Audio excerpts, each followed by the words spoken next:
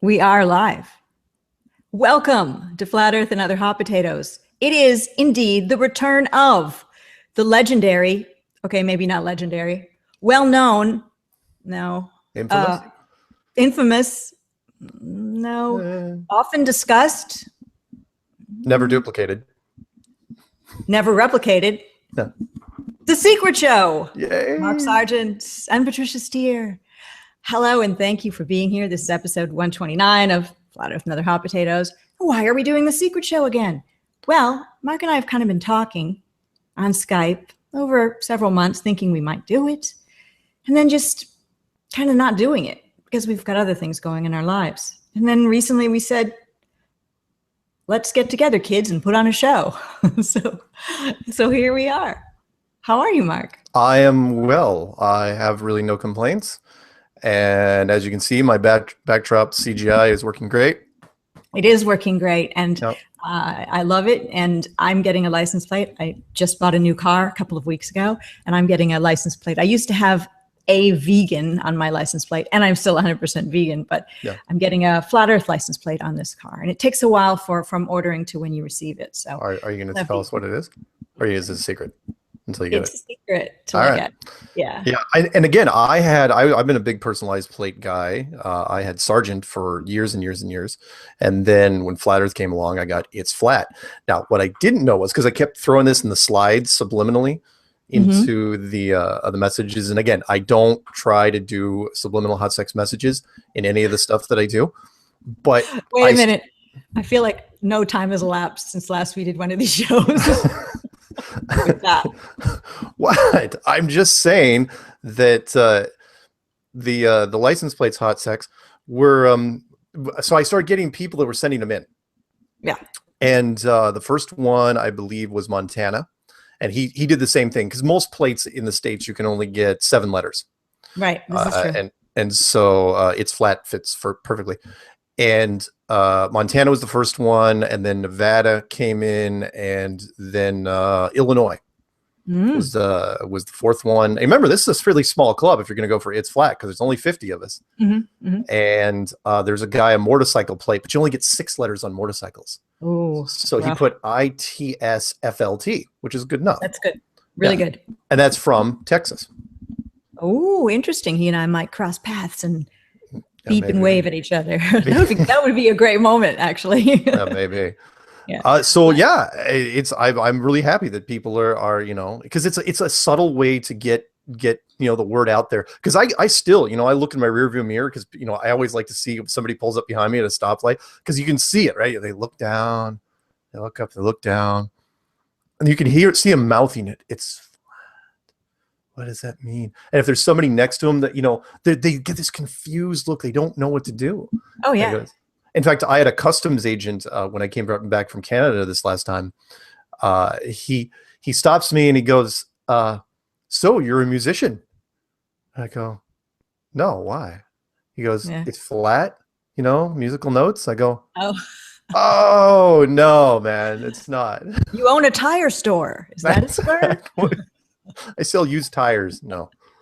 You need to do some leg lifts, because your butt's a little bit on the flat. Is that it? Yeah, it's. I own a pancake store. Whatever. Yeah. It was, but no. So I keep some postcards. I don't have them around with me right now. They're in the car. I keep some postcards and I hand them to them now, or anybody that asks. I go. It was sent by my publisher, with the book and just the information. Right. That's a great idea. I'm not going to, I might have even, I know I actually told you what license personal plate I was going to get back when I was waiting for the one that was on my older car to expire. But then anyway, things changed and I have a newer car, and so I need a new plate. And that was a vegan, like I said. And I told you what it was going to be. You might not remember, but it's really good. And it's not It's Flat, it's something else. So it'll be cool. And I will take a photo of it, and when I do it, and somehow we'll screen share or something at the time when that happens. So that's exciting. Now, you mentioned that you were in Canada, crossing the border. Would that be because of a certain woman named Melody? Yes, it would be because of a certain woman named Melody, lovely woman from Victoria, Canada. Most people don't know that Victoria is even a place. They think that the western part of Canada stops at Vancouver, but if you keep going west another 30, 40, 50 miles, you run into something called Vancouver Island, and on it is a really nice city and a place called Vancouver. I'm sorry, called Victoria. And there is a ferry that runs literally from the top of the island that I'm on right now. 8 months out of the year, it goes straight to Victoria, the north end of Victoria. And it's a 3-hour ride through the San Juan Islands, and it's very, very pretty. And so, yes, I've been spending quite a bit of time up there in Victoria. I haven't been time. Yes. And yes. so this is your girlfriend, right? This is my current girlfriend, yes. And not current. That sounds bad. That sounds like there's like fine. You know, you get a point there. This is my girlfriend. Period. Full stop. Yes, and she's very, very nice, and I don't want to give away too much about who she is and what she does, but she's a game producer in Victoria, well, and fits well with what you love. Yeah. It's but she doesn't really play games, which is sad. You can't have everything. You know, in a relationship, it's always good to have someone who doesn't play games. Well, yeah, because otherwise nobody talks. They're just sitting in the couch, just vegging out. But yeah, it's really neat. And it talk about weird foreshadowing that I've been doing a lot of Canada trips where the Canadian immigration website crashed this morning, because there were so many people that said, and I know this is my segue, my smooth. Good, because so many people had said, if Donald Trump wins, I'm leaving the United States and going for citizenship in Canada. And I'll be damned if the Canadian immigration site did not crash instantly, because the one, you know, when you type in how do I move to Canada, you know, in Google, it'll send you there. You know, that's a site, and so many people hit it, just died. I mean, how many people, you know, I'm sure it's a super lightweight site. You know, the servers are not very robust there. So I'm wondering on my next trip up if there's going to be like added questions at the border. Right. You know, like, are you here because of the election, or? Anyway. Yeah, during the Vietnam War, there were a lot of people who, you know, fled across the border. That's true. Canada, so people weren't wondering how to at that point. They were just saying, "I got my backpack and I'm out of here." So yeah, but that was different, because the Canadian border in the late '60s, early '70s was almost non-existent. Who cares? Of course. It's like, you know, it was only because of 9/11 that we added all those homeland checkpoints. And, you know, you beforehand, literally, you could just drive up. You didn't even have to have a passport. Now you have to have your passport or an enhanced driver's license or whatever it is. So. I know it well, because I used to live in Michigan, and Michigan, Canada, you can drive across just right up through Upper Michigan, the UP as they call it, and then boom, you're in Canada. Yeah, and I remember going there when I was young, and we just went there. It was something that, you know, in your late teens you do, because it was fun and it was a different city to go to. So and you could get things there that we don't have here, like ketchup flavored potato chips and poutine. And you're thinking, my God, that sounds so. Oh, I know it. That I always heard it said poutine, but maybe I'm wrong. Is it poutine? Maybe it is. I don't know, but I've had it in. Poutine? I've had vegan poutine or poutine. You would know better than me, in Montreal, Canada, which is more of the sort of French area. French fries and gravy, basically. Yeah. Kind of sounds gross, but the vegan one I had was pretty good. The regular one, probably better. I'm surprised they don't sell that down here.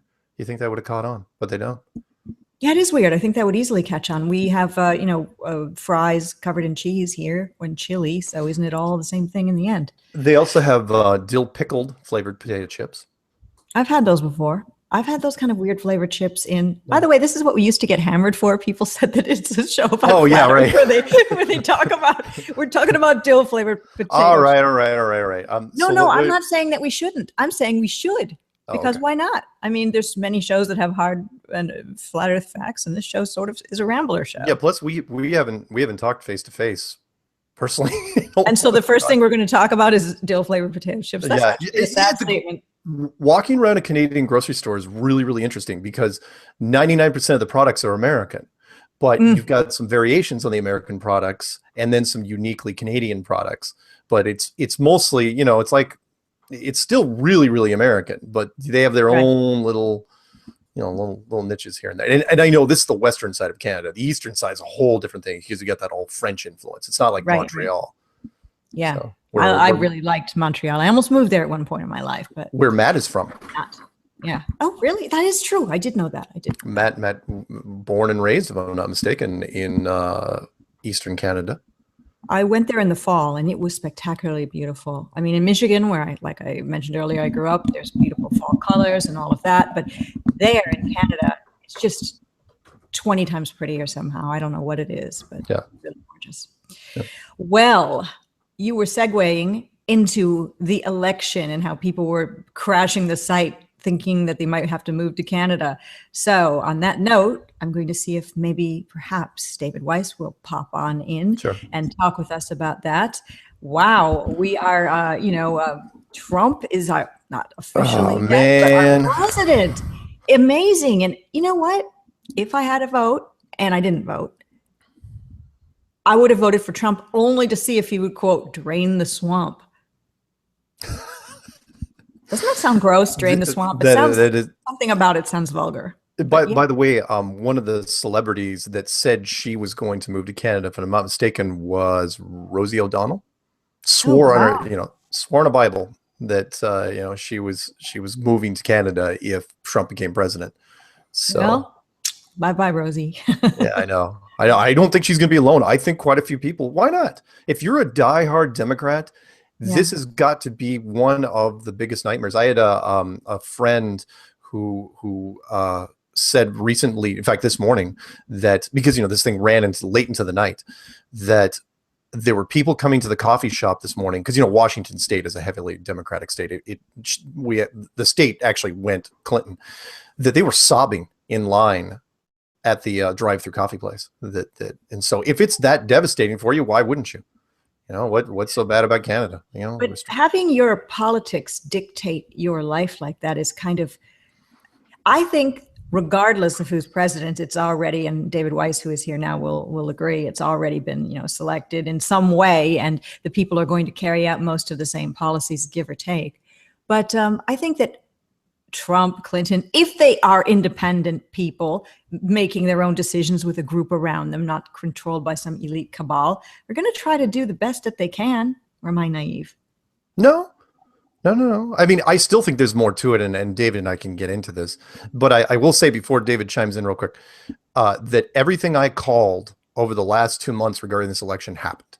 With the exception of one, because I knew they were going to turn it into some sort of weird theater horse race at the end.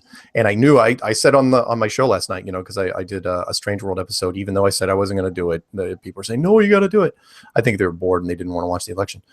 And I said, it's not going to be settled tonight whenever everyone goes to bed. It's going to be called, late, tomorrow, either tomorrow morning or in the afternoon. And the only thing I was wrong on was I thought that whoever lost, it would have been close enough that they would have demanded a recount, and that didn't happen. So, oh well. Well, David is here. Thanks for joining us. Hello. Hey, man. Hey, Mark. We're taking up a little fundraiser for you to get you a mic stand so we don't hear this the whole show. That's so funny. You guys actually aren't hearing that, right? We are. I keep sometimes. And we're also going to paint I don't know, the globe on that thing in blue and brown and green tones. I'm usually pretty good about not moving it. See, I didn't want to hang it. I don't like leaning into a mic if I can, because I'm pretty animated sometimes.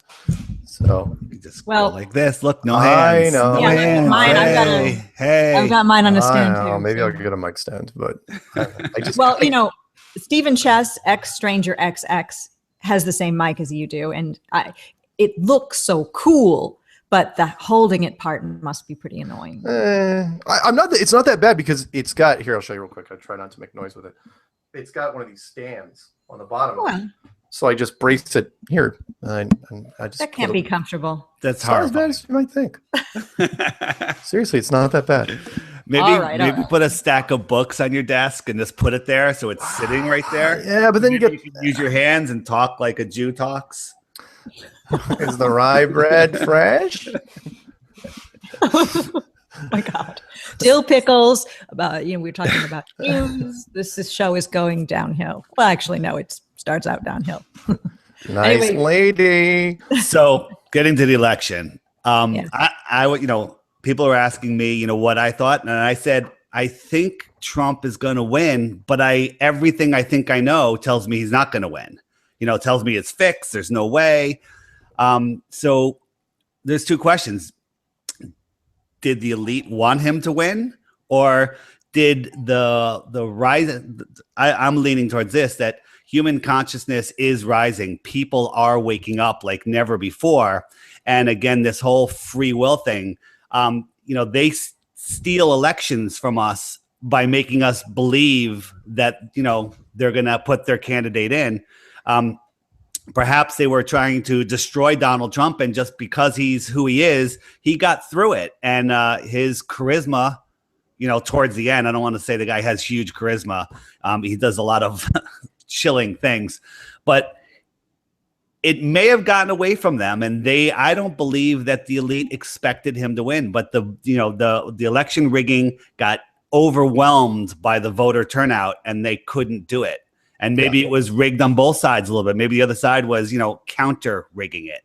He lost the popular vote, though. So by a tenth of by a tenth of a percent.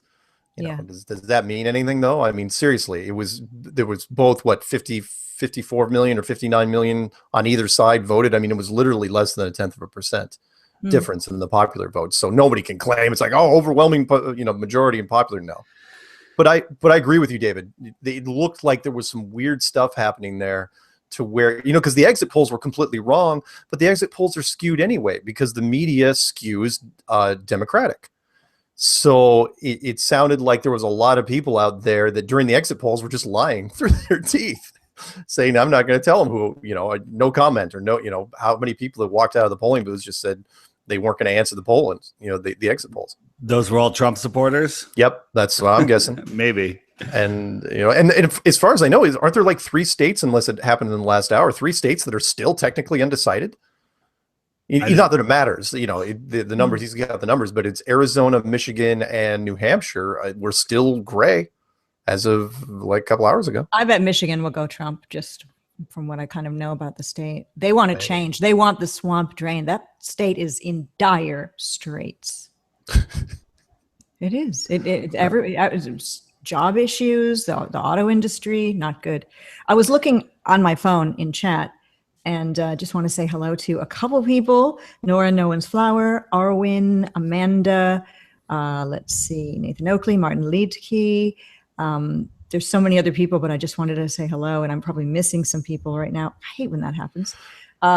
Be Here in Love, Zoe, Time Will Tell, Julia, Felix I Am, and anyone else who I missed, because it was and Tinfoil Hatter is in there too. So. By the way, the one thing that I thought the media got right, and they didn't miss a beat on this, was when Trump won, the Mexican relations, everything got real tense. Yeah. And the peso is at an all-time, unless I don't know if it closed down, but it's 20-1 right now. So it's 20 pesos per dollar, which, from what I understand, is a new record. So if anyone's thinking about going to Mexico, have fun with that. Because I was thinking the VP Pence, who I really never heard of before, the came out of nowhere applies in this case. But think about Pence. That's a small amount of money, a small amount of coins. I was thinking that too. Trump is the big, rich, money bags, daddy warbucks. It's a weird, strange, made up combo almost. There's a couple things, and I want David's opinion on this.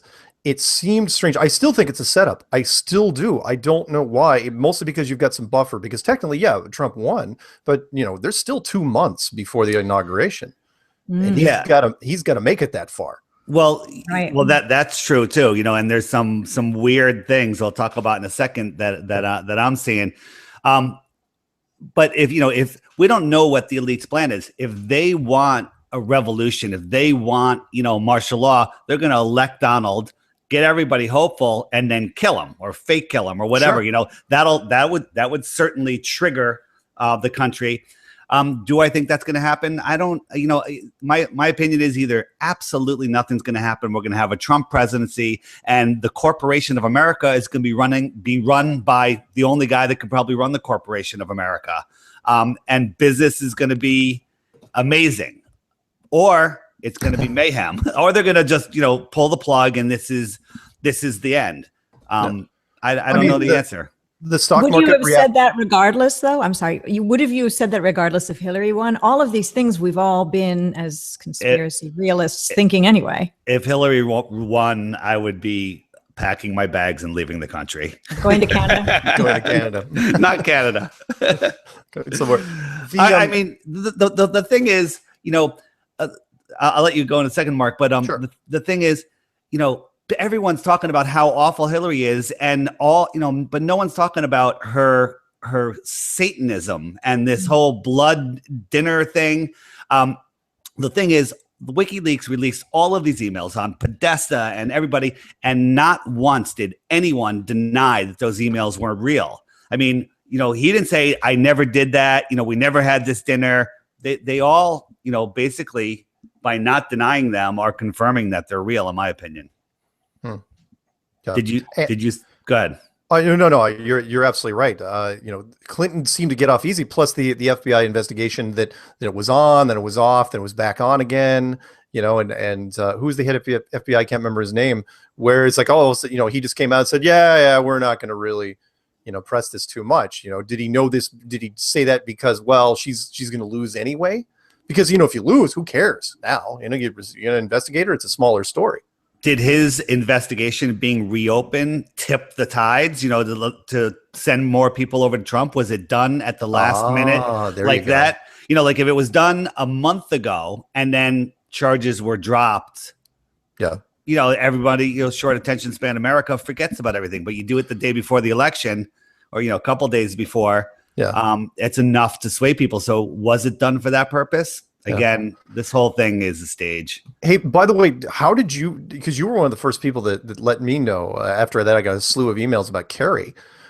How did you find out that John Kerry spent his election night in Antarctica? I often go and just listen to the White House press briefing. I'll subscribe to the channel, and I just was looking for something to listen to. I listened to that, and first thing I hear, I turned it on. Literally, I jumped into the middle a little bit, and that's where it was. It's the weirdest thing. It's like, really, why are you not in the States?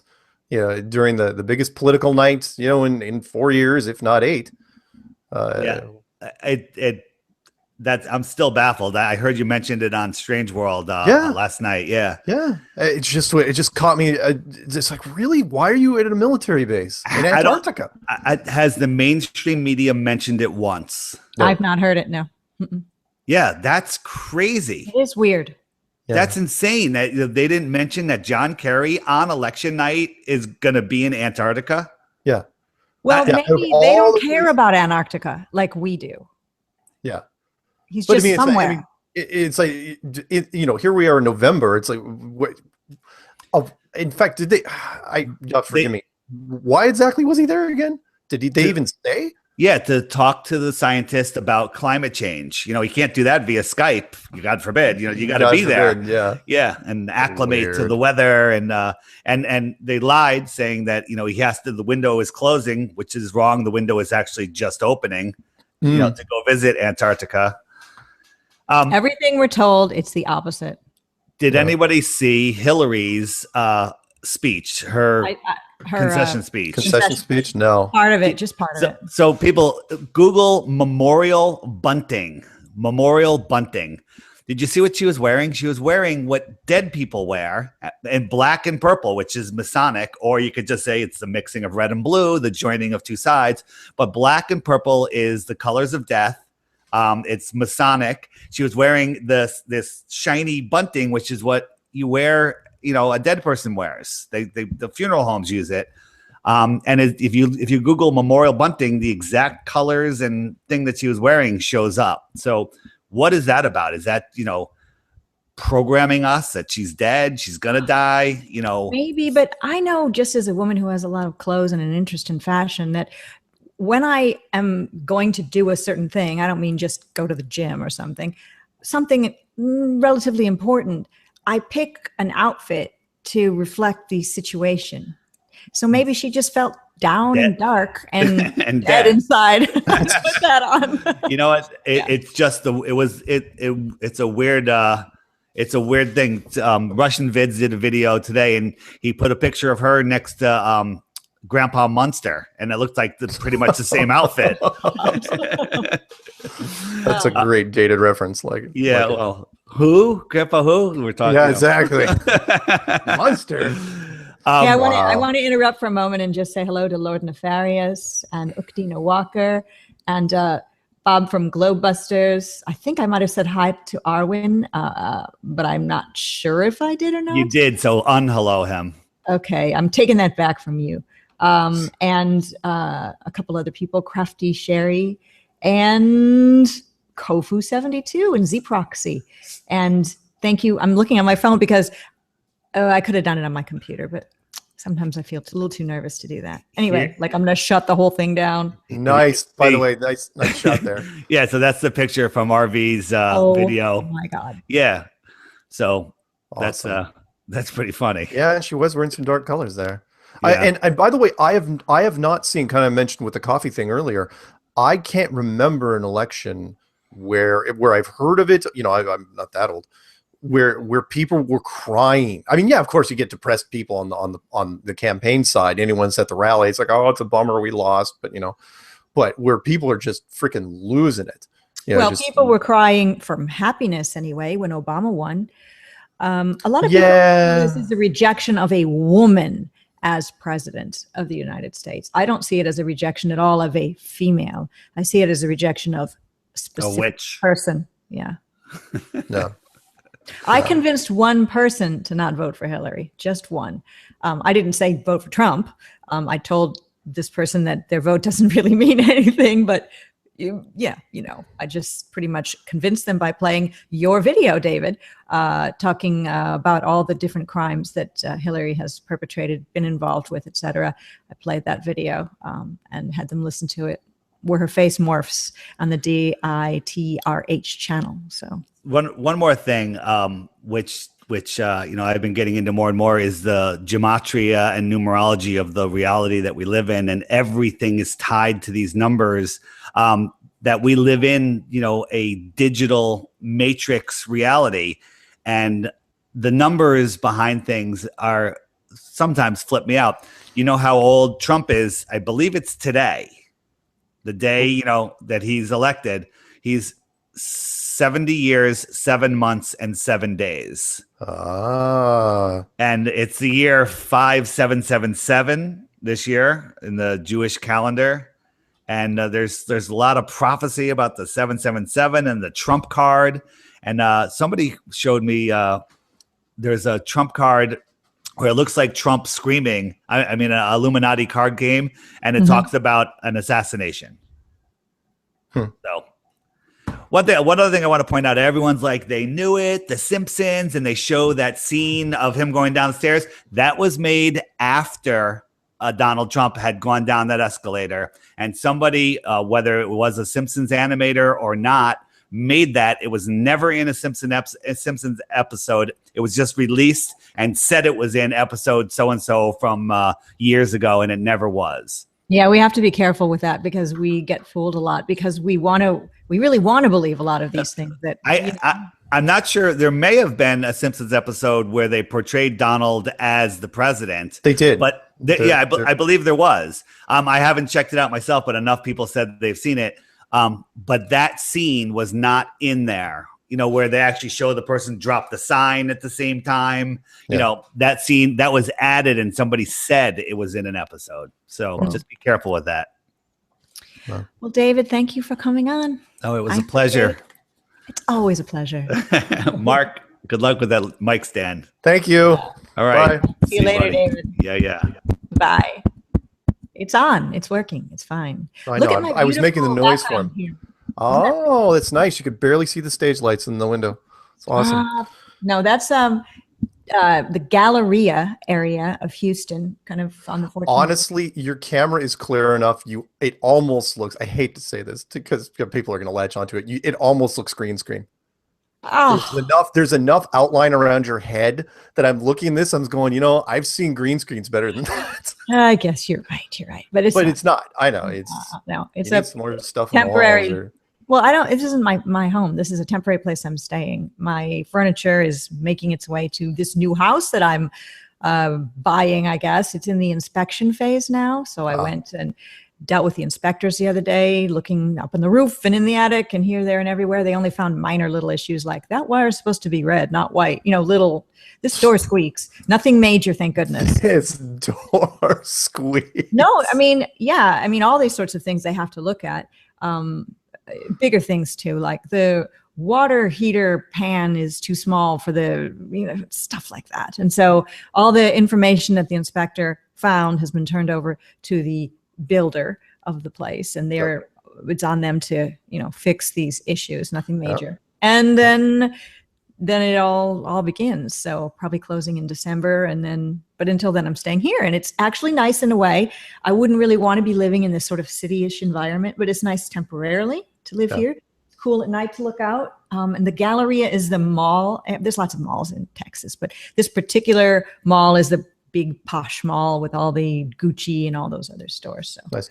Hey, by the way, before I forget, are those, because I haven't commented, usually I have to comment on your sense of fashion. Are those earrings solid, like African earrings, or are they they're hollow? like a woven kind of thing. Yeah. Oh, okay. No, if they were solid, my ears would fall off. And I don't know. African earlobes stretched very long. You could use a very light wood, and I was thinking, wow, that's bold.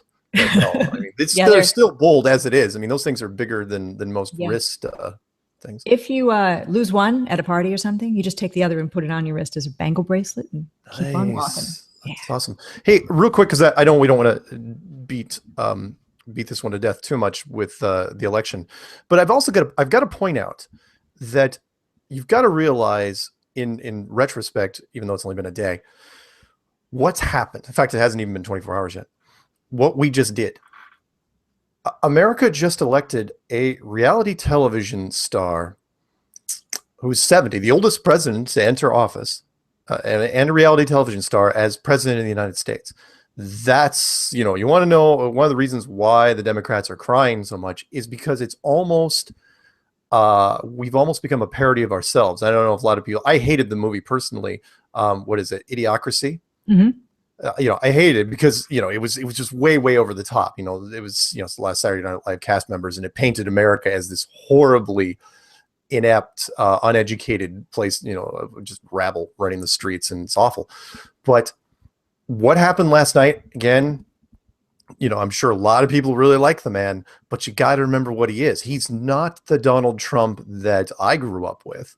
And that you grew up with necessarily, where he was this iconic business figure that was on the cover of freaking Forbes and every other business magazine constantly, just nonstop. What's he doing now? What deals is he? The Art of the Deal. How old is that book? 25 years old now? Mm-hmm. Yeah, everyone that's around now knows him as the reality. You're fired. The reality television show. This is different from. And I'll use a Back to the Future reference where Christopher Lloyd asked who's president of the United States, because he didn't believe that Michael J. Fox was time traveling, because Ronald Reagan. And Christopher Lloyd goes, the actor? Because Ronald Reagan was a B actor, but Ronald Reagan became governor of California. And, and so he was governor, right? Donald Trump was none of these things. He wasn't a politician. He wasn't a lawyer, if I'm not mistaken. He was, captain of industry, sure enough.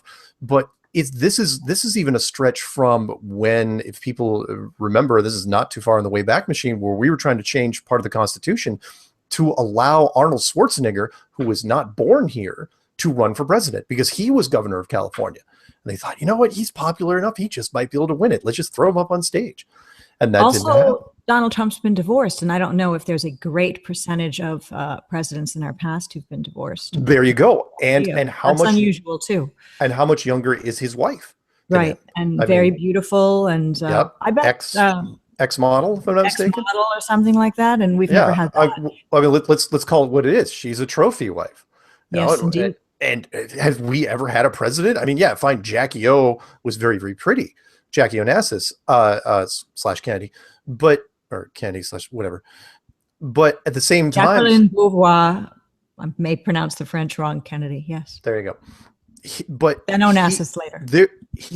There's never been a guy like him, even remotely close, being put into office. It's this weird mix of, and I have to say it, I blame a lot of reality television, which I generally hate, on this happening. You know, the American public is willing to accept this now.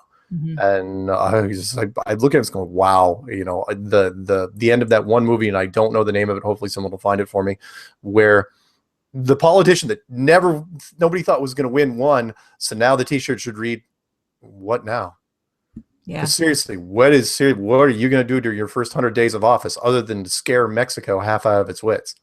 You know, I think that, you know, I'm not a Trump fan. I'm just trying to look at it from a neutral position. I don't think he's going to do bad things to women and people of color. I think he's going to, I mean, he's said some crazy stuff, done some crazy stuff, but I think that now that he has this mantle of presidency, that he's going to do normal stuff. But I do hope he does the drain the swamp thing. I hope he does something big, splashy, and very helpful. Then again, that would be if you want to believe that he can actually do anything. Exactly. Yeah. The president is many levels below power. Again, you know my line, and that is real power remains hidden. The first rule of power is never ever put yourself in a place where you can be overthrown. Presidents are elected. You know, they are chosen. Yeah, they're spokesmen. You know, they're the lead. They're the front men of a band. They get up there, they read the teleprompter. It's not like the old days. The last president in the United States that had any real power, and I challenge anybody to find differently, was Eisenhower. I was going to say Kennedy. No, not Kennedy. No. Well, no, Kennedy had some power, but he had nobody backing him. The line from JFK, which was so great, he was Caesar in a way. Yeah, he was making moves, but nobody was backing him. He had no allies. Whereas Eisenhower actually could do things. My favorite story of Eisenhower. Did I ever tell you my favorite story of Eisenhower? No, let's hear it. It's a great one. And I don't think it's myth. I think it's absolutely true, which was that he was, you know, people who aren't old enough to remember who Dwight D. Eisenhower was. He was the 5-star general, commanded the Allied forces during World War II.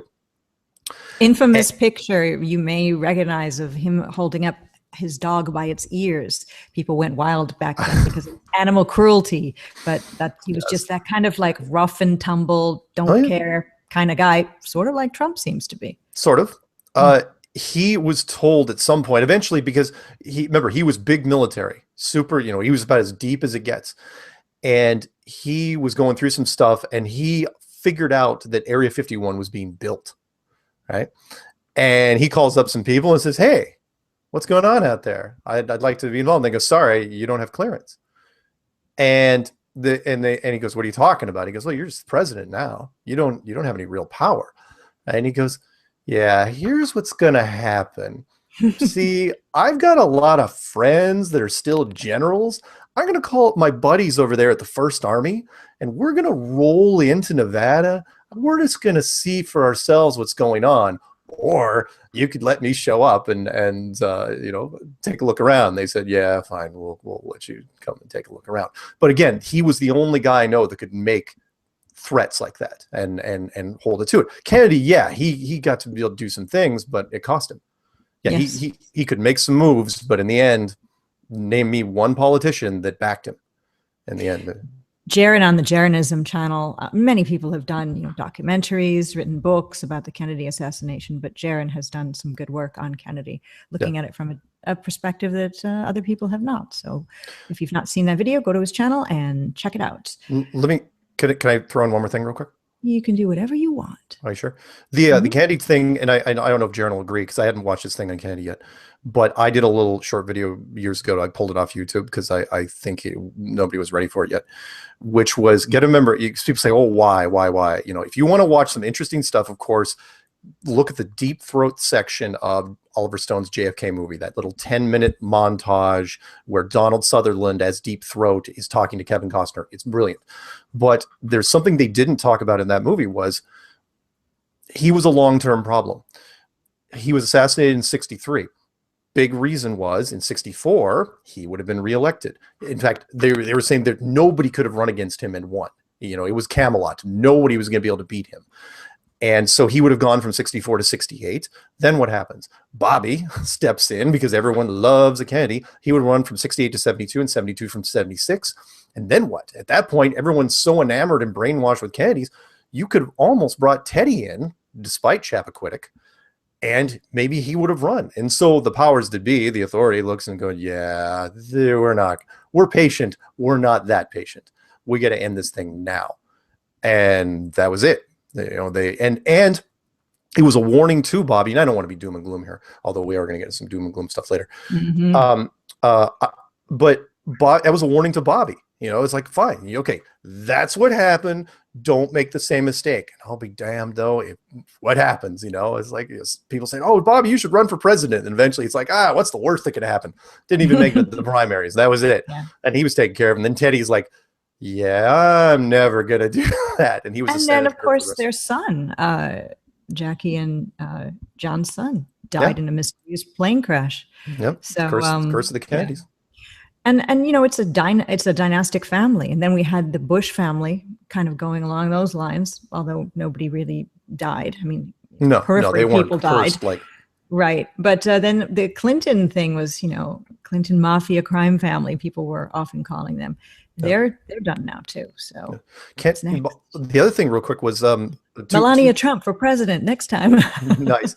The Kennedy was John wasn't even supposed to be the first Kennedy as president. It was supposed to be Joe. Joe was his older brother. Most people don't know. And the Kennedy father, brilliant, you know, made a lot of money during the bootlegging. You know, that's where the Kennedys made their money. Yeah, of course they did other bad. His nickname was Blackjack, I think, if I'm not mistaken. Or was that Jackie's father's name? I may be wrong on that. Somebody looked that up. Yeah. Where his father, real smart, he goes, look, you want to be president, you got to be a war hero first. He goes, get over there. And so Joe trained as a fighter pilot in England. He goes and flies in, you know, against the Germans and gets shot down and killed. But, you know, and then that didn't work out. That didn't work out. But the point was, the plan was solid. Oh, the plan would have worked. He would have been president, no question. But Joe was also, he was really smart with his money. There was a line, I'll end on this. I know I'm kind of rambling, or as they say, going off into the weeds a little bit, where Joe was really concerned about exactly how many votes it took to win the election for John. Because John, do you remember, there's a little trivia question for you, see if you know any American history. Who did John F. Kennedy run against and win? No idea. Young and much more dynamic Richard Nixon. Oh, wow. Tanned, rested, and ready, Richard Nixon? And Nixon should have won that election. But Joe paid off enough people and bought the election. But he was really specific. He was, how much money how many votes do I need to win this election? And the story goes that John goes, well, why do you keep asking that? And he goes, because I'm not paying for a landslide. And that was pretty telling. It's like, look, he was going to win it on the cheap, which, you know, he was really good about, you know, which palms he greased. Anyway. Richard Milhouse Nixon. Well, I was going to say Richard Milhouse Nixon. He has not aged well with history. You know, you think sometimes people are booed and ridiculed and left to rot and then revived way after their death. I don't know. What do you think about him? He would have done a lot better had he beaten, because that was a very, very close election. You guys look up the stats on Kennedy-Nixon election in 1960. He would have been way better off had he won in 60. He was a different guy. By the time he was the 70s, he was much more paranoid. You know, he had again the enemies list that I like to throw at Eric Dubé every once in a while. Eric Dubé is the only guy since Nixon that I know that actually has an enemies list. And he got caught with the whole Watergate thing, which wasn't even, in hindsight, compared to the things that happen nowadays, wasn't that really big? Fine, you're spying on the other side's, you know, political strategies. Big deal. You got caught. Was that impeachable? I don't know. I mean, I would have thought it would have been less impeachable than, say, Bill Clinton's little thing. Yeah, I agree with that. But so, yeah, you're right. Nixon hasn't aged well, but at the same, you know, in the history of, because I don't know how many other presidents actually got impeached, but I don't think there were many. Only him, but I may be wrong. I'm no expert on these things. I still remember him getting into Marine One, the helicopter, doing the peace sign and waving and leaving. And then I think Gerald Ford stepped in for the Gerald Ford. A little trivia: he was the last surviving member of the Warren Commission that reopened the JFK files. I've been to the Gerald Ford Museum in Michigan, so why even mention that? I don't know. It is interesting, though. Lots of things about his presidency and his family life. And a Christmas present for my brother-in-law, I am giving him a pack, because every president gets their own, a pack of matches from Air Force One from Gerald Ford's campaign. Well, hopefully they're not listening because you've blown the gift. But no, he's not a flat earther. Well, yeah. Speaking of flat earthers, the latest flat earther to come from, I don't know, a big flat earther, a person's come out as a flat earther. Have you heard about Michael Tellinger? I have several people have told me about him, and I didn't know much, but I did read some of his tweets, if I'm not mistaken. He's a politician, archaeologist, and writes a bunch of different books. Zachariah Sitchin, he did things that are somewhat similar to Zachariah Sitchin's work. And he had a book come out called Slave Species of God. And he's really famous for the Ubuntu movement, which is, it's based on African philosophy. It's contributionism, sharing, that sort of thing. Yeah. Probably the exact opposite of what Trump's going to have with all of us, for all of us. But anyway, so he's come out as a plane walker, I guess, flat earther. So I've attempted to try to get a hold of him to interview him, with no luck so far. Not yet. Some of these people you can't reach. I've tried through Twitter. I've tried through Facebook. I've been following him on Facebook. So anybody have the inside scoop on how to get a hold of Michael Tellinger? Drop me a line at mssteere@gmail.com. And a little tip out there for people that want to get interviewed, because as you know, I think I did my 91st. I still got to post in interviews. Yeah. It was another one done. Well, I'm really flattered when I get invited back to places. So this was Mysterious Radio, and she brought me back, and we just recorded it yesterday, and so I think she should have it in the next couple of days. But the key is here: just put your freaking phone number out there, or make it easy to find you, and people will find you. You've heard me say several times that my first half dozen interviews, they weren't looking for me. They were looking for Matt Boylan, and they couldn't find Matt Boylan because there was no way to track him down. And so they were calling me saying, how flattering was that? That's a great boost to my ego. It's like, hey, Mark, I noticed you're into flat earth. Do you know how to get a hold of Matt Boylan? Yeah. Really want to talk to him. And Matt's like, oh, I don't do interviews. I just paint. And so I go, and then only then would they say, hey, would you be willing to talk to us? I was going, yeah, sure, fine. And bring in the B team, but you're not the B team. That's the thing. You're so not the B team. Well, you've devoted so much of your time to flat earth and awareness. It's amazing. And the fact that anybody would hassle you about it or doubt your integrity is stunning. Is that a segue? We do know one person. We do know one person. That's that. That is an excellent. Wow, that was perfect. Did you plan that? I'm a professional broadcaster. that is a great segue. And yes, we are talking about the infamous, in case you haven't heard this week, a sometimes flat earther, but most of the time an instigator, a man by the name of Lee Bracker, who caused a lot of headaches in the flat earth community over a period of months. He died recently.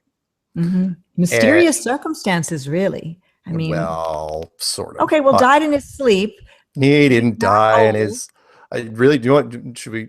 Can I call this one as it is? You don't have to say. You don't have to agree. You can stay. I'll keep it. No, I probably will agree because he hassled me as well. You more than me, but me too. There was absolutely no doubt in my mind that he committed suicide. Yeah, I agree with that.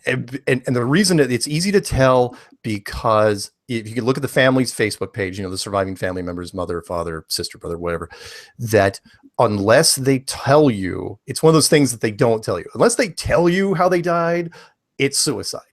Because if it's anything else but that, if it's like, oh, he died of a weird heart condition, or he got run over by a motorcycle, or this or whatever, they always cancer. People always put that. They'll always tell you that. But if they contribute to the cancer research, although don't ever do that because it doesn't ever help anything. But if they say he died in his sleep, that they're not lying. He did die in his sleep, but chances are he OD'd on pills, and that was it. He was 53, and that being said, and I don't want to condemn. I don't want to kick a man when he's down or dead. Well, he's dead, so yeah, he's dead. So, but at the same time, I've got to share my story about Lee Bracker, and you can share yours if you want. I want to know how you first came across him, and then what happens. Yeah. I feel partially responsible for what he was doing in the flat earth community because I was the introductory guinea pig to what he was up to, which was, I get a lot of emails and I get a lot of phone calls because I put my phone number's on every video. And so I get a lot. I have to screen every freaking thing that comes through my computer. I listen to every single voicemail, but I got this voicemail months ago, I think it was during the summer, from this guy.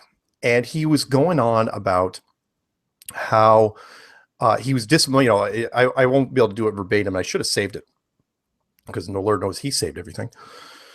Where he's saying, Mark, I'm really disappointed. I've tried to reach out to you several times. You've been ignoring my voicemails. And I have to interrupt and say that I get those sorts of things occasionally as well. Oh, do you? And they're usually from people who have never tried to contact me before. Because I'm really easy to contact as well. So when people start off saying they've been trying to contact me and I've been ignoring them, I'm like, well, I'm looking at my emails now and you haven't sent me one. Please send it again. So is that what you're thinking? That because you do respond. Well, I do respond, and I also am really good with sounds and voices. And so I'm going, wait, I've never heard this guy before. And plus, if I usually don't let it go to the third one. So he's saying, I already, ignored 2 of his voicemails, and I could tell by his voice he was kind of agitated. And then he goes into, if you don't respond to this one, I'll have no choice but to take action against you. I've got, that I'm going to expose you for what you are, blah, blah, blah. And most of the time, like 99% of the time, I'm going to ignore voicemails like that. Yeah, but I bet you did what I've done before. Maybe I could help him. And then you make that. No, I wasn't that nice. I was saying, you know what? I'm going to let this guy again, don't feed the trolls. I'm going to let this guy take a shot. Why not? I was feeling feisty enough. I don't know what, maybe my testosterone was up. Who knows? I was going, you know what? I'm going to take this call. So I call him and he's stunned right out of the blue. But I could tell right away as he was fumbling around, kind of like that other guy. What was the other guy that recorded my stuff? He's not doing anything anymore. Remember that guy? Yeah, vaguely. Can't remember the name right now. I can't remember. It doesn't really matter. So I could tell that he was fumbling for whatever. And, and I treat everything like it's recorded anyway. So he starts talking to me, and we're just talking a little bit of flat earths and stuff, but you could tell he's got some ulterior motives. And I go, and I try to keep it fairly short. I let him talk. I talked to him for like 30, 40 minutes. And did you talk to him the way I did on Skype? Yeah. Right. Same as me. Yeah. Well, no, wait. No, the first one was on my cell phone. Because I was dialing out on the cell phone, but it was incoming. So, and then I thought at the end, I was going, okay, you can tell how like a natural progression. It's like, okay, this phone call, this conversation is going to end, and we probably won't talk for a while type thing, right? Next afternoon, he's calling me. And okay, all right, I'll talk to you for a little bit more just to see whatever. And you could tell he's really leaning me to like follow whatever thing he's into. He's not really into flat earth, he's into something else. But what is it that he was having a problem with you about? Because after that second call, I started getting a little annoyed. Because he kept calling every single day, and it's multiple times, and leaving messages, give him an inch. He just kept going and going and going. So I just stopped answering his calls entirely. And, I fired off a couple emails to him, and I was like, I was being as cordial as I could. So I'm like, look, you're just getting into this. Do your own, and again, my fault probably. It's like, look, spend time with other members of the community before you start trying to attach your wagon to whatever we're doing. Because he wanted to really talk about stuff that wasn't flat earth. I'm going, look, this is what I do. This is all I do. I've got 400 videos on YouTube right now, and 90% of them, 95% of them are flat earth related in some way. And so I just kind of shut him down. What I didn't know was that he apparently thought, hey, if I can get in with this, maybe I can start to talk to other members of the community. So then I started finding out slowly but surely that he was calling everybody.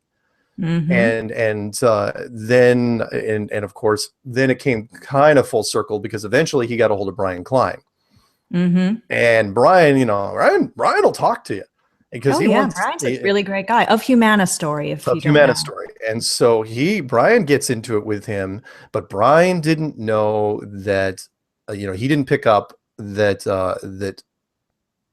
Lee was recording all the conversations. Yes. Including the video parts with. And it would be a good idea if he just said so. I mean, well, it's illegal. You're not supposed to record somebody's right, but I mean, if you can ask somebody, yes, and then.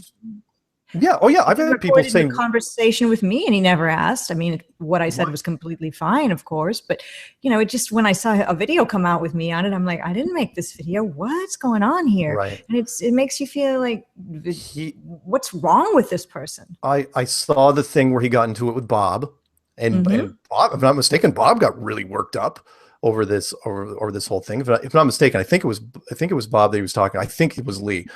But anyway, but Brian was getting. Go ahead. Bob of Glowbusters? Yes. Oh, we're talking about Robert Bassano. That's a whole nother No. Oh God, yeah, and that's a whole nother. Yeah, Robert Bassano was a whole nother thing. Yeah, where basically what he did was he was recording everything that he was talking to us, including Jaron, including you, including me, then he got Robert Bassano, and Robert is freaking out there, and then that was put quite kindly. Robert Bassano has done interesting things in Flat Earth, but that particular conversation was really, if you hadn't heard it, and how Flat Earth is, everything seems like it happened 10 years ago, and it's only, a year ago or something. He just was saying some really outrageous things about what he would do to Bob of Glowbusters, and it was just outrageously vulgar, rude, basic threats. And if he was in the States, if Robert Bassano was in the States, it would have been actionable. Let's put it that way. There was enough on tape that you could have sent it to, I don't know, the FBI or the local department or whatever. And, they would have said, you know what, we'll look into this guy. But he wasn't in the country. He was down in Colombia or somewhere down in South America, definitely. Yes, I think so. Anyway, so then and I couldn't avoid Lee after a while. Brian was, contacting me, complaining to high heaven. It's like, he goes, what am I supposed to do with this Lee Bracker guy? He goes, I'm so angry about him. He's such a horrible person. And then Jaron calls me up, and I felt bad for Jaron because Jaron was apologizing, going, dude, he goes, look, you're going to hear something where I call you a dork, right? He goes, just to let you know, he goes, it was all good, it wasn't meant in any bad I bet you said this, well, I am a dork. That's exactly what I said.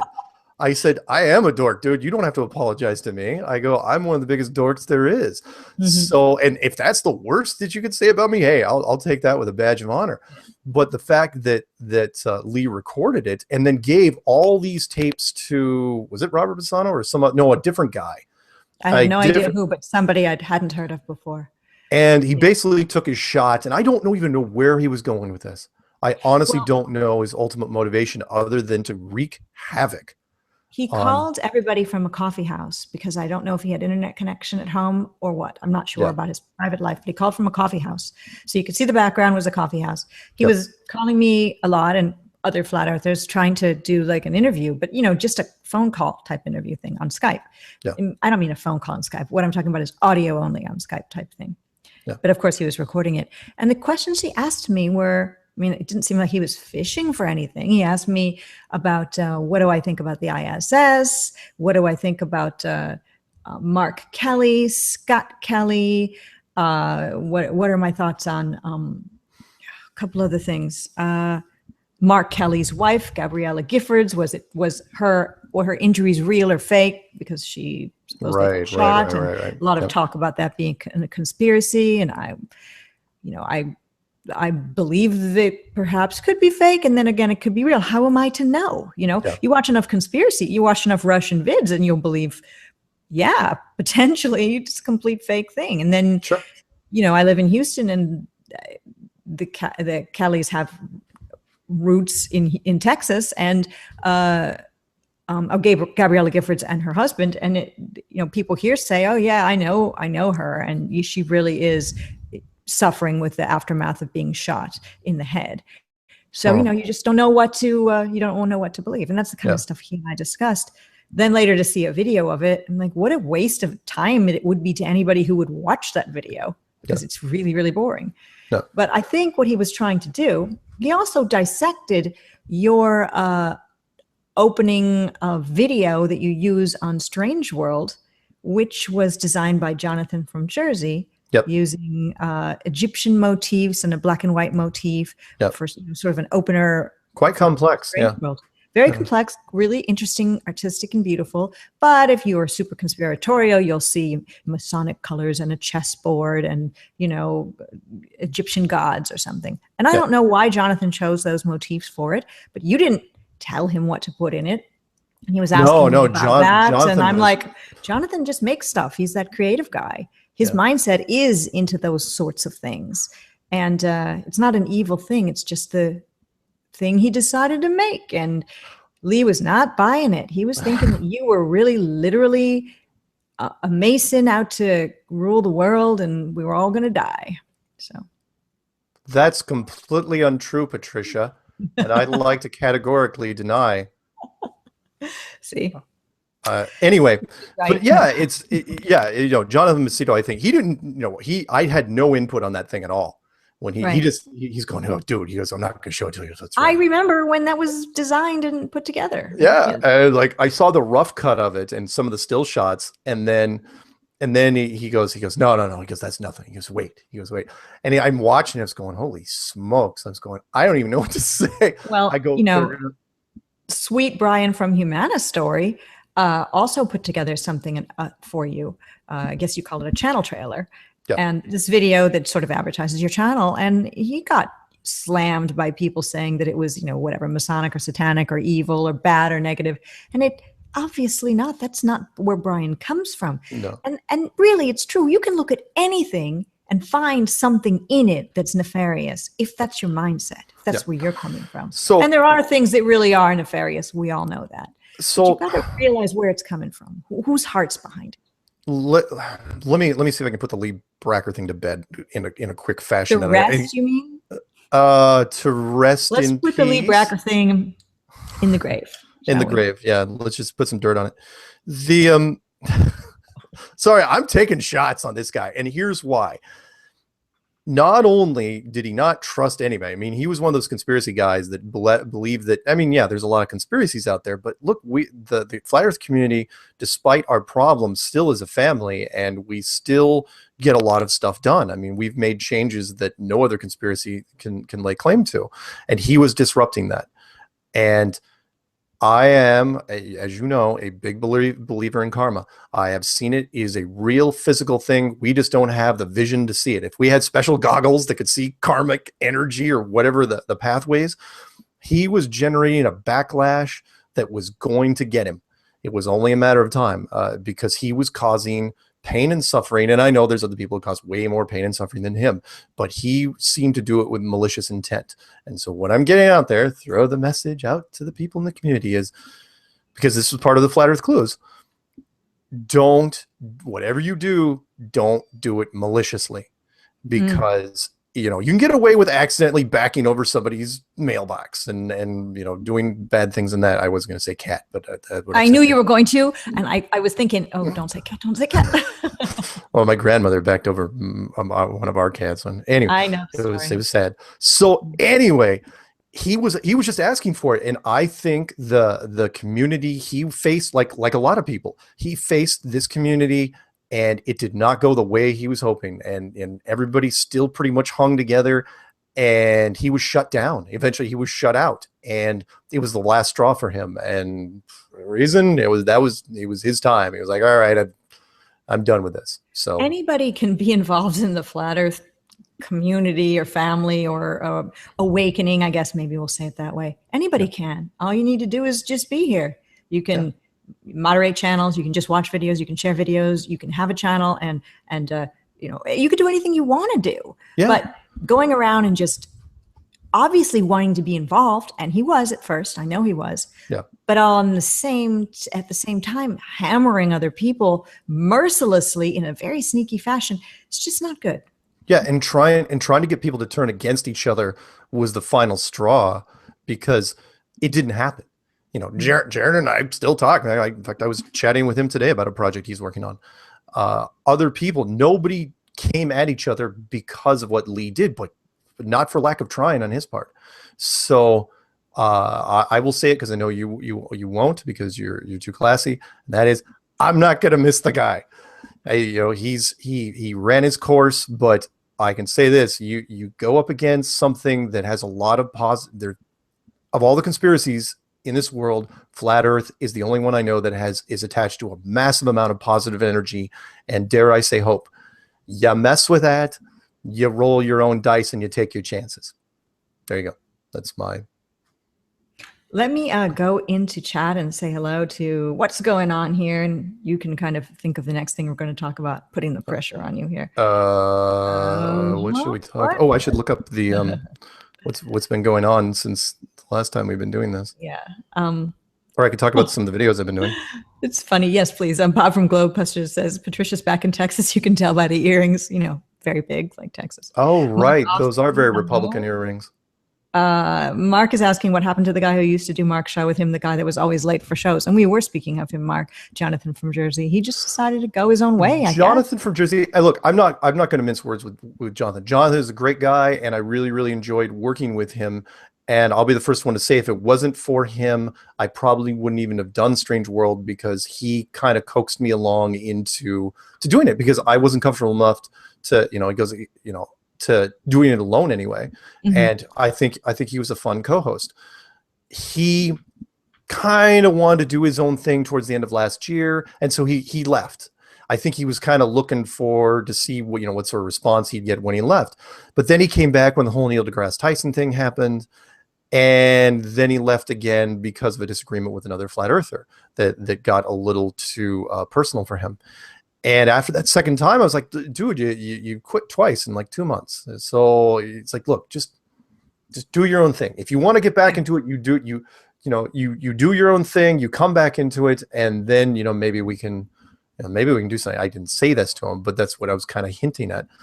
Right, it makes sense. Yeah, and he really has. Look, you and I stopped doing shows for a while, and now we're doing shows. It potentially could have been that Jonathan took a little break, did his own thing, and then came back. Yeah, and I don't really know what he's been doing. I saw him in a couple of hangouts, but honestly, I was getting a little concerned when he was doing some things with Stephen Christ, because I did see that. It's like, oh, dude, don't hang out in that part of town. There's nothing good can come from that. Yeah, exactly. So, well, anyway. I want to say hello to Synthetic Dread.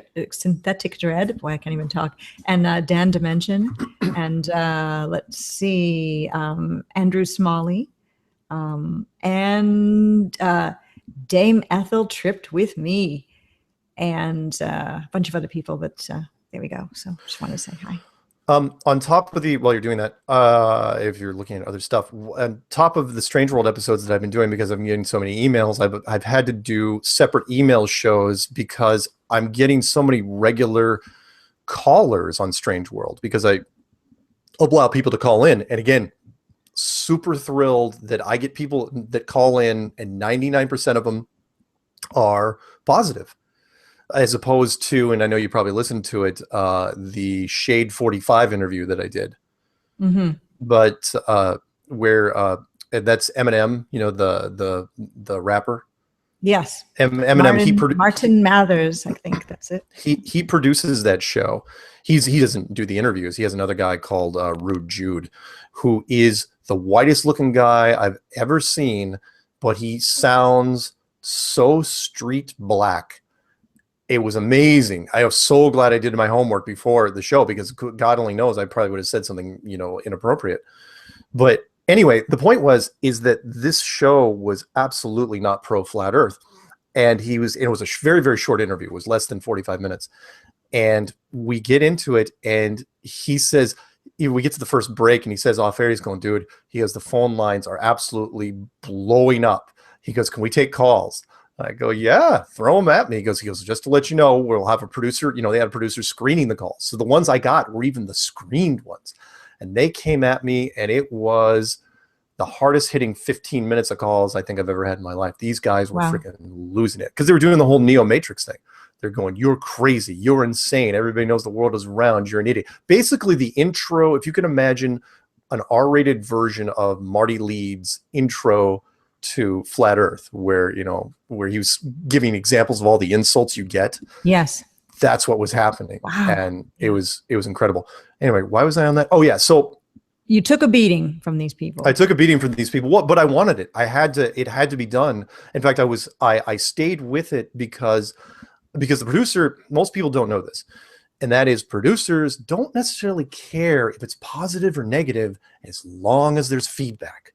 Mm-hmm. So, if there's hate calls coming in, so the producer at the end, I even left that part at the end of the show on because I recorded that part. He couldn't have been happier because people were engaging. And remember, it's like, positive or negative, Flat Earth is so polarizing, it cannot be ignored. The human mind, I believe, cannot, unless you're just zoned out, numbed by something else, you cannot ignore it. You've got to address it one way or the other. And so anyway, the point is that I take all these calls on Strange World, and most of them are positive because trolls don't call in. They don't, because they're not anonymous. They're afraid of caller ID and all this other stuff. The phone number pops up on my screen when they call, and nobody wants to, trolls are also lazy, so they don't want to spoof phone numbers. Anyway, so many calls have been coming in that I get basically calls on a regular basis. I can only get in just a handful of emails. So now I have to do separate email shows. And I've already done, I think, 11 or 12 of those. So I like listening to those. And I like hearing the familiar people's names that write in. And also when you have the call-in shows, I like hearing, oh, that guy again. It's pleasant. It's a nice thing. I have always liked listening to Strange World. There was a little period of time somewhat recently where I wasn't listening to Strange World, but I'm back. Well, thank you. I feel bad though, because some people, again, if you're gonna send in emails, and I know some people use spell checkers and other people don't, read the email after spell checker gets done with it, because some of the words get completely changed. Because everyone just says, oh, accept, okay, and then 15 different words throughout the thing are completely different. And I'm reading them, and sometimes I have to change them on the fly. Sometimes I can't. And then if it's bad enough and I'm just stumbling and running over the hurdles, I have to tell people, it's like, look, it's not my fault. I'm not an idiot. Of course, I still don't read as well as you, but oh, by the way, you've been doing the George Orwell thing. Yeah, here it is, 1984. We're going to be doing another reading. Well, I'm saying this now because it's a live show, but Saturday. So you read it live? Reading it live, bit by bit. Why not pre-record it? I don't know. It's just sort of fun. Then I can have people in chat at the same time. So, well, that's cool. That's awesome. Yeah, why? Just like gather around and I'll read you to bed. I don't know, bedtime stories. Yeah, but, again, that's always smart, to go to sleep with somebody in their ear. Yeah, well, yeah, but I mean, it's 1984, and I'm going to be reading Brave New World next, I believe. So I have to make sure that it's within the public domain first to make sure that I'm reading something that I. Oh, I don't think YouTube is smart enough to actually catch. Well, I don't want to take any risks, and I don't want to steal anybody's material. That's this is okay for me to read. Let's just put it that way. Right. Also, there's this guy named Jamie Lee who has been on for the very second time. Mike Williams of Sage of Quay, the Sage of Quay Radio Hour. Right. I know Sage of Quay. Did you listen to Mike Williams' recent Sage of Quay show? I did not. Why? What was interesting about it? Jamie Lee's written a book, talks about geocentrism and the Jesuits, and they're all behind this heliocentric lie. And it's a good flat earth interview on Sage of Quay. So go check that out on the Sage of Quay channel on YouTube if you have some time to listen to something. I like to listen to things like that where you don't have to watch the video while doing stuff around my house, little odds and ends. The thing I've been missing recently, which I'm kind of surprised, is that we still have yet to find a solid flat earth enemy that'll engage us. I was trying to put Joe Rogan out there, kind of trying to get him to, I was throwing some bait and seeing if he would go for it. And, you know, he did go so far as to dedicate an hour against Eric Dubé on one of his shows, which was pretty cool. But he still, for whatever reason, won't bring on a flat earther. He won't talk to anybody. He's mocking Pandora's box, but he still won't bring anybody to talk about Pandora's box. If you get what I mean. Yeah. And how many times now? You used to keep track of how many times he has mentioned flat Earth. It's a dozen at this point. Yeah. I mean, he's mentioned it on so many, at least a dozen shows. But the capper, I mean, you know, it was that he took, and unfortunately, when he went after Eric, he went after Eric's anti-dinosaur campaign. Right. You know, the whole dino hoax thing. Not to poke fun at John LeBon, but he went after. Go ahead. You know, everybody loves John LeBon, though. Do they? Yeah. Oh, that's nice. But he spent an hour doing that, going after Eric about this dino hoax thing. It's like, dude, and so like, yeah, he threw in, you know, oh yeah, by the way, he's also into flat Earth. It's like, well, of course, and he brings in that chunky monkey paleontologist guy. Mm-hmm. You know, looks like you know, 3 sandwich eating SOB. Anyway, he did not help his case at all. I'm sorry. Hey, I want to go back into chat, and I want to talk about who's here, who's not, and that kind of thing. Go do. I want to say hello to Ace McLeod, and I want to talk. I can't even talk. I want to say hello to Rebecca and Teresa Gordon, and let's see, Alejandro Rubio. How'd I do with that pronunciation? Pretty good. I don't know if I said hello to Nathan Oakley earlier. And, I see that David Weiss is in the chat. And I've heard that that's a fake David. That's a fake David Weiss. Or maybe it's a fake Nathan Oakley. We don't know. Melody is in the chat. Hey, Melody. Melody who? And what Melody? Well, how do you know? How do you know it's actually Melody? Well, because that's her picture and her face. Yeah, it could be. Let me click on it. Make sure it's really her. Go to channel. That's the key. If you ever see somebody you don't think it's them, go to channel. Oh yeah, that's her for sure. Oh, okay. Isn't that cool? That's cool. Yeah, you better like sit up straight. Well, I am doing nothing unusual or suspicious right now. No, as usual. Let me also say real quick, because I was going through some of my videos that I've done since we talked last, and are you just going to go brag right now about the videos you've done and the? Well, no. But I want to point out some interesting ones. What did I mention? I've been interviewed 91 times. I'm totally kidding. No, seriously though. The Mark 91. It's amazing, isn't it? We do have to say that we've lost Mark. We have lost. Yes. He wasn't necessarily a flat earther, but he was tied to a show that supports flat Earth from time to time, and that is Humanity's Story, and that is Brian. Mark Emke and Christina. And Christina, Brian and Christina. His name's Mark EHMKE. I did a number of interviews with him, and he was great comedic relief. You know, listening to him read emails, you know, they would come up with hard emails because he wasn't that great a public speaker. He was a lot of fun, and he did die of cancer recently. Just a sweet, genuine guy. And Brian of Humanity's Story kind of considered him his brother, although they weren't actually blood brothers. I thought they were brothers early on. Yeah. But no, he was just. Brian and Christina cared for him in his last days, and you know it's just sad. But having the love of family around at a time when you're dying, I mean, you know, what more can you ask for? So. Yep. Good guy. So I just want to mention that real quick because you know, he's gone but not forgotten. He will always, as long as my channel's up and Humanity's Story's channel's up, you'll be able to hear him. Yeah, you did a video on him as well, like a tribute video. Yeah, and that was actually part of Brian's thing. It was called the video is called Humanity's Story: Getting to Know Mark Emke. Mm-hmm. And then another video which came out recently, which Brian recut from an interview I'd done way earlier, but Mark was in on it, was Getting to Know Me, where Mark was in the background, you know, taking shots at me whenever he could. He was probably one of the most unpredictable guys on the radio I've ever heard. He was like, you know, those rap songs where every once in a while, like remember Flava Flav? Yeah, with the big clock. Yeah, with the big clock, where he would like just chime in a word or two, you know, during the rap song, go, yeah, what? You know, those guys that only say like one or two words. Right. Imagine a really bad white version of that. That was Mark Emke. You're speaking ill of the dead, but no, I think Brian no. Story would be like, yeah, you got that right, Mark. but he really reminded me. He was a dead ringer for a '90s show, '90s animated show called Space Ghost Coast to Coast. And there was I love Space Ghost. You remember? Well, you probably remember the original Space Ghost, the serious Space Ghost. No, I remember Space Ghost. The talk show? Sort of an animation talk show. Oh, you do remember that? All right. Yeah, that was on not Cartoon Network. No, I think it was Cartoon Network. Was it Cartoon Network? Yeah, I think it was Cartoon.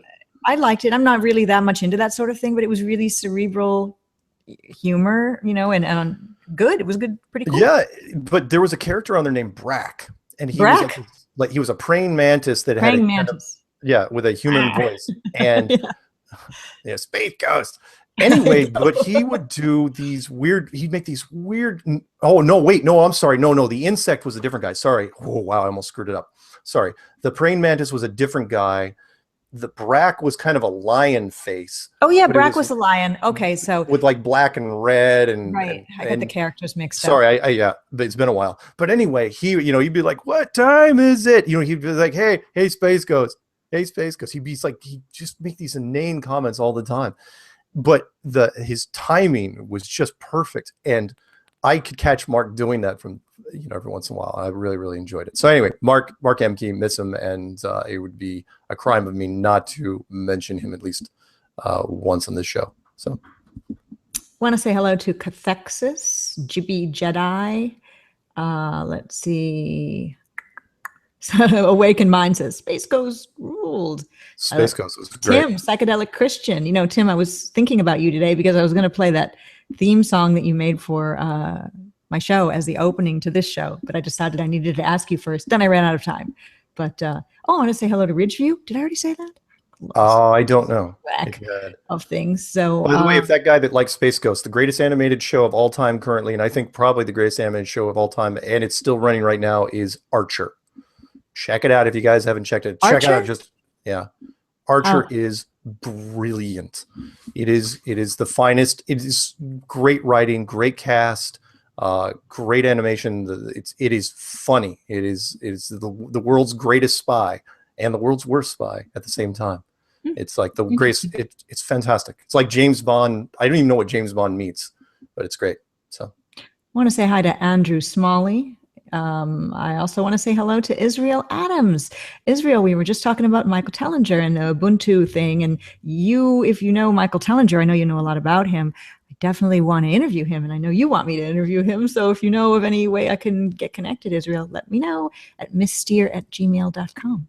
Did I say hello to Andres? That's the only part about saying hello to people is it's moving and I lose track. So anyway. Right. Kofu 72 Space Ghost.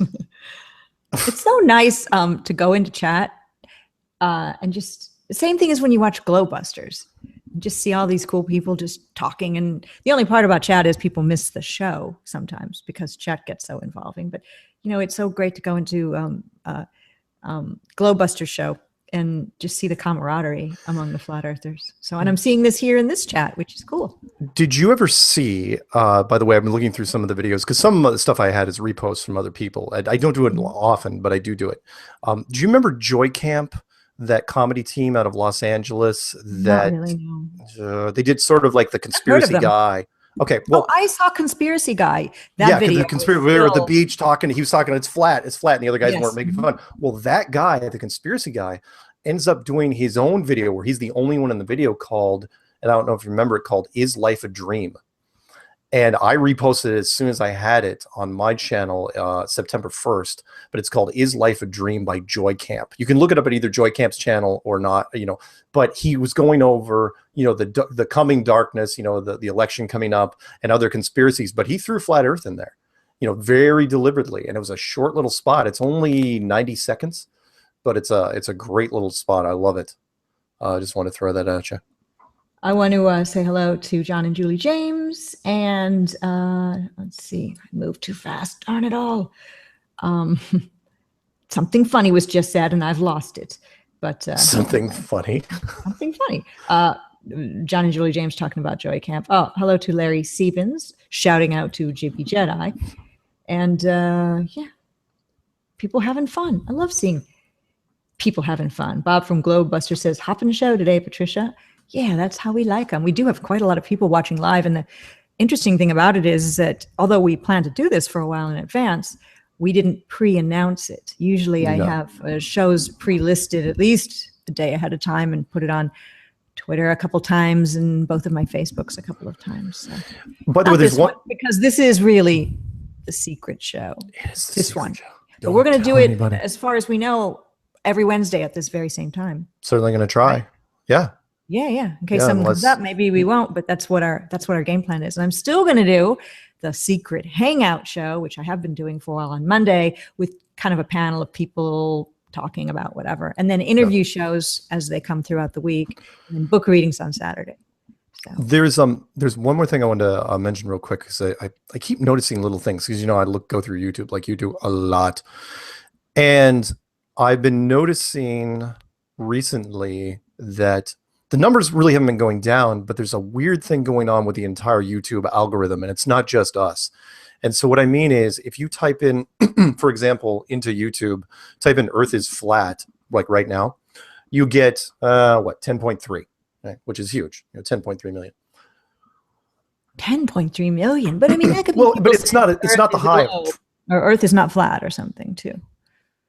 Well, yeah, I mean, but it covers all the pros and the cons. So, the first 50 videos, it's either people that are for it or people are against it. But there's some heavy hitters in there. Of course, the very top is Vsauce, who's never ever going to be knocked off that perch, but who cares? But anyway, what's interesting is if you hit the search button again after so Earth is flat, then I say search, right? And I hit it again. Eventually, it changes from 10.3 to 3.7. What? And then I'm staring at it right now. You can look at it yourself, 3.74. And then I hit it again, and it's 3.74. I hit it one more time, and it goes back to 10.3. And I thought for a second there that they were messing with us. But it's happening with everything, and it's only been happening for the last week or so. So you could type in like Lady Gaga, right? And it'll show up like 11 million or something like that. You hit it a couple more times, it goes down to 7. Hit a couple more times, goes back up to 11. And you could pick any big topic, and I don't know what they're doing with the result algorithms recently. There's something going on beyond the scenes. It's not just us. So if anyone sees that, basically what I'm doing is trying to stop any emails from coming at me.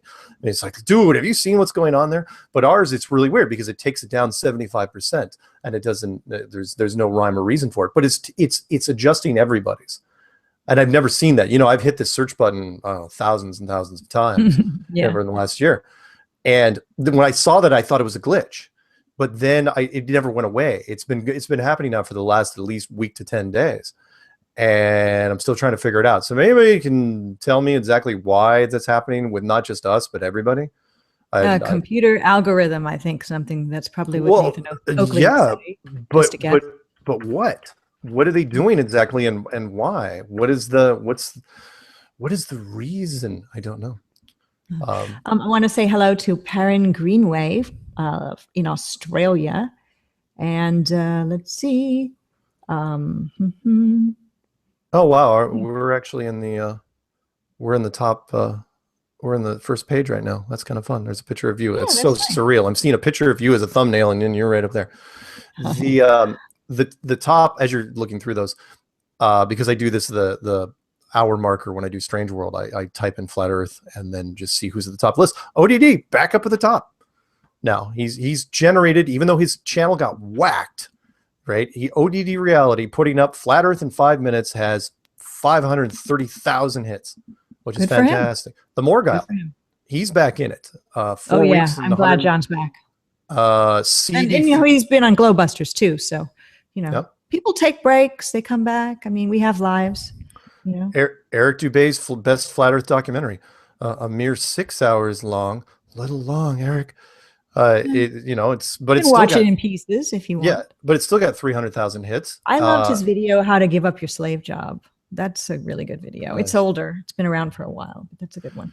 What I also like is, and again, this is what if you type in Flat Earth, the Space and Universe channel with how many subscribers in this little piece of crap? Space and the Universe channel? Space and Universe. This is a NASA endorsed channel. Oh, 602,000 subscribers.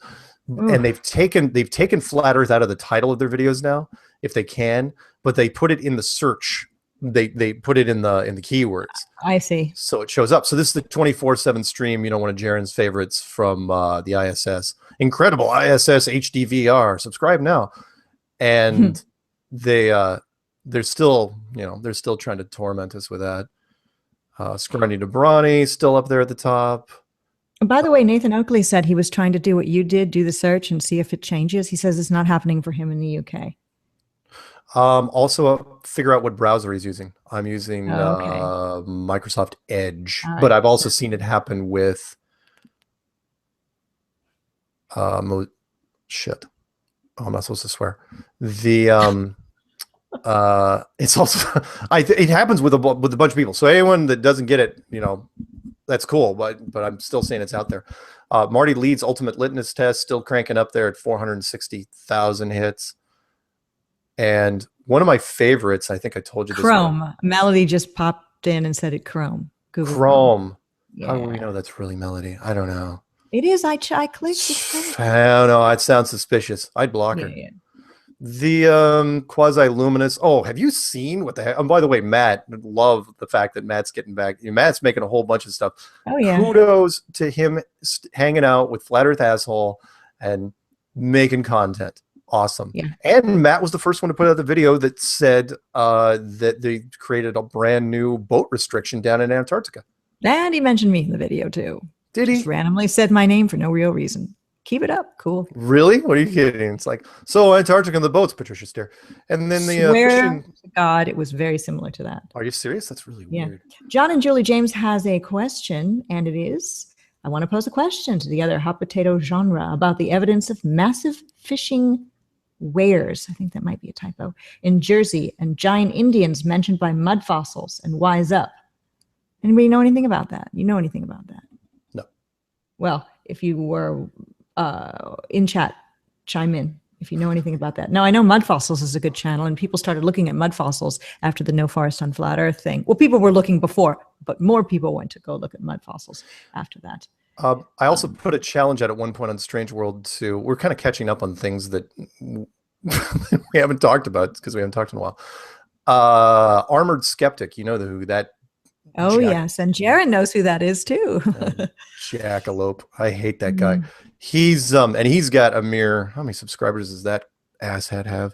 325,000, right? He's certified, with a little check mark.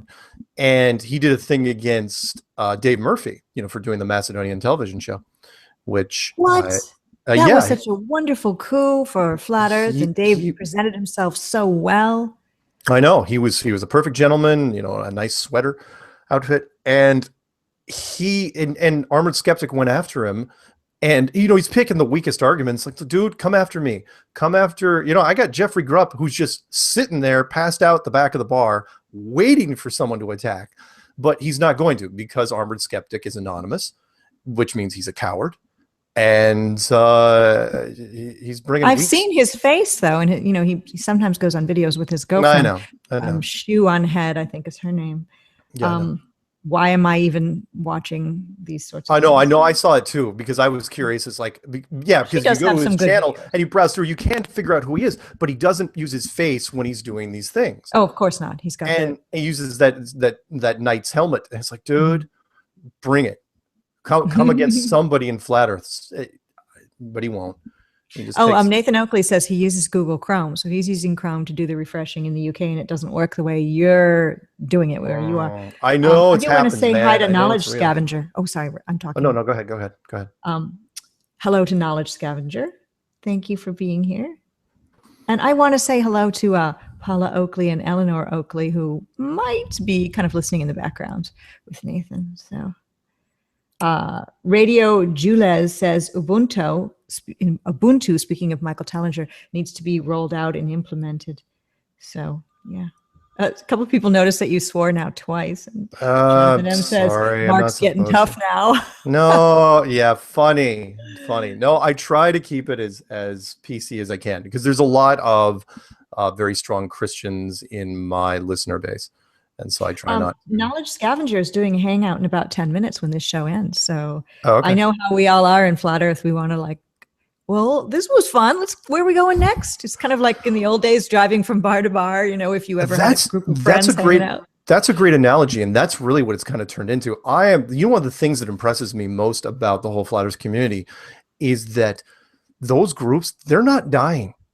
You know, I mean, heck, let's start with you. You've done 120. Which one is this? 129.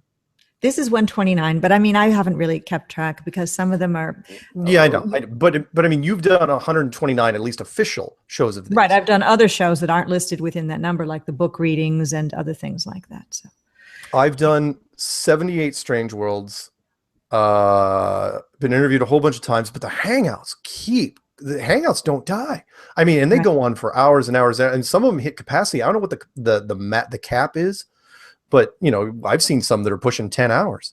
I don't know. What are you guys? I mean, I think that's as far as you can go is maybe 10 hours. I think it shuts off. I do pop in every once in a while. No, I don't make comments in chat because I don't want people to know I'm there. You should go into a Glowbusters one time and just make everybody super happy by saying hi.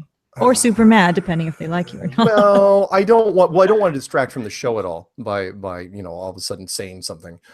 You know, and then, you know, who knows, like Mark's here. It's like, oh, then, as long as it's not profanity, I think everybody will be cool. Actually, if you said profanity, I think people might even like it more. I look at the chat things just to see how many trolls are in there, or see if there's people I need to just stay away from because I know they want to take cracks at me. Because you remember, most of the time I don't read. No offense to people that are listening out there, I don't read comments on my videos. I let people just hash it out between themselves because, well, I like to have a little self-esteem when I go to sleep at night, because if I read all that stuff, I would have thrown myself off a bridge. Bob says you can't go into you can't upstage him if you went into the Glowbusters hangout. I'm not saying that I would upstage. I know it kind of sounded like that though. I didn't. Oh crap! All right, well, all right, Bob. Fine, I'll go in there. We're basically done. We've almost at the end of our show, so. All right. I'm glad that we did this. I'm glad we had this time together. I'm glad we did too. And quite fitting, given that the election is now over. We are running into even weirder, stranger things. I still think, you know, it's fine. People want to think that's like, fine, you know, Donald Trump will change the country and change the world. Like, yeah, he's got to make it to office first, though. So you think that's the next hurdle we have to, you know, an assassination? I mean, I've heard conspiracy people talking about it already many times. So. It could be an accident. You know, he flies a lot in his planes. His plane could go down and be. Hangs out with Lee Bracker. I mean, oh wow. But no, seriously, because most people don't know the rules. For example, and I don't want to end on a down note, but here's some questions for people out there. If President-elect Donald Trump crashes his plane tomorrow, what happens exactly? Does Pence? That's when Obama stays in office. Yeah, I was about to say, does Pence take over? Foretold. Are people getting real nervous? It's like, well, do we even know? My prediction because I was looking at the vice presidents, and I know we're running out of time. The vice presidents were so generic, vanilla McPlane rap that I still today don't know Hillary's VP. And I only know Pence because you mentioned it at the beginning of the show. I didn't know who they were. It's like these two people. Donald Trump could have bought a VP that was a heavy hitter. Hillary Clinton had enough political connections. She could have browbeat somebody in there with a brand name VP. But they picked people that didn't know. Nobody knew anybody. And then, of course, that show comes out on, was that Fox, called Designated Survivor with Kiefer Sutherland. You know about that show? No, I do not. Just came out. I gotta tell you, 30 seconds. And that is me. I don't watch TV in general. Okay, well, I watch only partial movies and don't really remember them. You know who Kiefer Sutherland is. You know, he's... Of course, yes. Yeah. So he plays, like, I think the Secretary of the Interior. Most people do not know. It's kind of like royalty. It's one of those jokes over in England, shout out to Nathan there, that if the first 14 people in line for the throne die, you know who you are. So if you're the 26th person in line, you know that if 25 people die in front of you, and you everyone's got the list, that you will become king or queen or whatever it is. Same thing happens in the United States. If the president and the entire cabinet and all these people die in a horrible plane crash, there's always what's known as a designated survivor that's not anywhere near them. So, during these things, so you don't put all your eggs in one basket. And so the premise is that the entire House and Senate or whatever gets wiped out by a terrorist attack, and this guy who doesn't even know anything about anything, it's like, oh yeah, they're all dead, you're now the president. And he's like, what? And President Pence. Yeah. And so that's just it. So if Obama dies in a plane crash, does Pence become president, or does Obama step in and go, yeah, nobody knows you, so we're gonna, does the stock markets crash because they're uncertain? Who is this Pence guy? Is he as cheap as his name? By the way, Jonathan from Jersey is in chat. I didn't know, but hello, Jonathan from Jersey. I'll be damned. I just noticed that now. And hi, by the way, nice to see you. Jonathan from Jersey. Martin Leakey says he was born on the same day as Kiefer Sutherland. Just figured I'd throw that in there. Wow. That's and somebody else I wanted to say hi to, George Smith, who says hello to me. And to you as well. So don't forget, shameless plug for the creepy alien movie that's scoring really high on Rotten Tomatoes, The Arrival, which comes out day after tomorrow. All right, sounds. I may have to go see that. Yeah, I don't see movies much, but maybe I know I have not seen movies in a long time. Yeah. So I saw one somewhat recently, but I have. They don't really have movies in Canada. I fall asleep. They have movies, but they're all regional. They're about Eskimos and hockey pucks and cheese tasting contests, and it's just not very fun. So what say you that we meet back here next Wednesday, same time, same place? And since I can't get Q&A to work because there's a new thing that Google's doing that doesn't allow it, we can get questions emailed to us at my email address, which is mssteere@gmail.com. And we'll read them live on the air like we used to do. What do you think? What do you think about that idea? Should we put the team back together? I'm all for it. I'm excited. I'm proud to be a part of it. All right. We need an anthem now. Oh, say can. Oh, God. Don't do it. And on that note, this concludes the, I don't know how many, what the number is of editions of The Secret Show, but the first one back. It's episode 129 of Flat Earth and Other Hot Potatoes. Mark Sargent and Patricia Steere. And I guess we'll sign it off with keep it flat. Bye. Thanks.